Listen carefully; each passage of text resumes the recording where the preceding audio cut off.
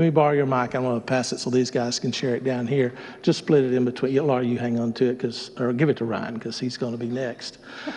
Ryan, you're next. Now, I told Ryan, he was a little hesitant. He said, you mean I got to get up there in front of everybody? And I said, Ryan, just talk. We're just going to chat and everything like this. I was under the impression there would be more kids. Well, we were under the impression that you were just more as mature as any of these up here today. So that'll do it. Okay. Now, Ryan, this is your humor alert. Okay. Remember what I told you I was going to ask you about what you wanted to do? Okay. So, Ryan, what's the one thing you were hoping to do on your trip to Vancouver? I really wanted to tap a tree. That was... Wait. You left out an adjective. Tap a... Tree. Tap a maple tree. Sorry. There you go. Yeah. Because it's Canada. I wanted to make maple syrup. That was my whole goal. And so what did you discover with that desire? It's illegal. You got a pen? Let me make a note of that. Yeah. Well, but and another thing too is that I think the SAP runs in January or February or something like that. Yeah. So maybe we could figure out a way, for another trip in the future to do that kind of thing. All right. So tell us a little bit about what the Vancouver trip was about and what you guys tried to do, and then I'll go into how did you see God at work. Well, the whole point of the Vancouver trip was to go down to help a church called Church on the Rock. Just kind of spread the word there because Canada is like an unreached people group. And so we were just meant to go down there and kind of help them get the word out to whoever needed it. Okay. And so I saw one of the slides, you weren't looking up there, but it had Canada Day. Did you remember or learn what Canada Day is all about? Anything about that? It's their Independence Day. Yeah, it's kind of, they treat it like our Independence Day, big day.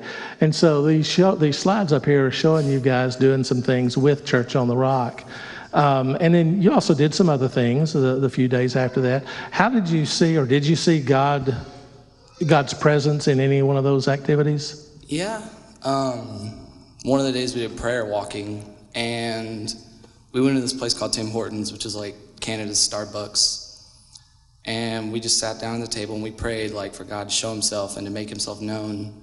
And 2 minutes after, this lady comes up to us with this homeless man and is like, you guys look like a herd of angels. And just immediately we started talking, connecting, talking to her about the word and really getting into it. That was pretty crazy. And then 5 minutes later, someone goes to the bathroom and comes back and is like, hey, there's a man over there. Looks like he's reading a Bible. So I walk by him, make eye contact, I say hello, he says hello back, and he literally just starts sprouting scripture. I didn't get to say anything back to him, he just started going off. And I walked over to Nathan, I was like, I don't know what to do, help me. So Nathan came over and they just started trading Bible verses, and I was just like, what the heck? Yeah. And so, we have just very clearly and very, very obviously is how they were praying and they saw something happen just almost instantly. God show us, fill in the blank, and then boom, it was there. So what has that done for you as far as your understanding of prayer and your relationship with God and that kind of thing? It's kind of opened my eyes because being here, I'm always around people that say they're Christian, so I don't, feel the need to pray as much, even though I really should. I should always be looking for those people and praying for people that I need to.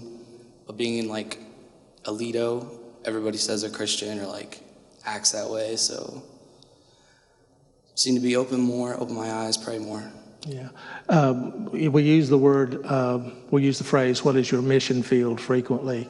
That's a good phrase. But if you want to have your eyes opened to where God is taking you and leading you, where is that going to work out in your everyday life? What's your mission field, so to speak? It's kind of like school. Yeah. I'm in band, so I'll always be there because band is kind of a scary place, not going to lie. Amen.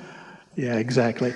Yeah, that's we had four from our youth group on this trip, and then 4 adult sponsors, and that was one of the main things we talked about when we had our debrief meal, was all these young people saying variations of what Ryan just shared as well. That they prayed. They're people of prayer, just like we all are, but they pray, and all of a sudden they see some sort of answer just as immediate as possible. So their takeaway, like Ryan said, was we need to keep every day praying, Lord, show me today how you want to make an impact today through me.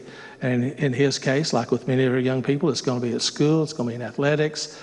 For our college students, it's going to be on the campus, adults, work life. That was a great impression, a great thing they learned from it. Is there anything else? Was there any particular story or person? Or I mean, you mentioned the people at Tim Hortons. Anything else that comes to mind? No? Those kind of the biggest ones. Okay. Well, why don't you pass the mic down to Cindy? And we need to get our Kleenexes out here just a little bit, I'm afraid.